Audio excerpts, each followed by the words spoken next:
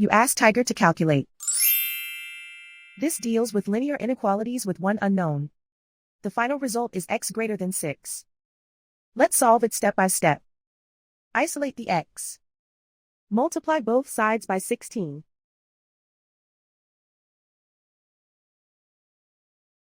Group like terms.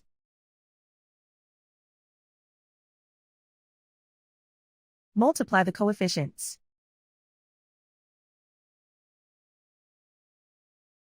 Simplify the arithmetic.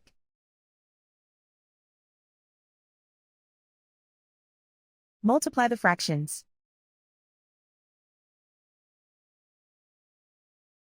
Simplify the arithmetic.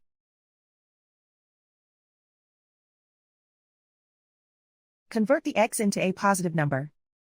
Multiply both sides by -1. Whenever you multiply or divide by a negative, reverse the inequality sign.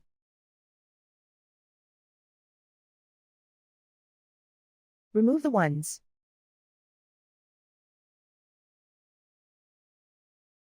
Simplify the arithmetic.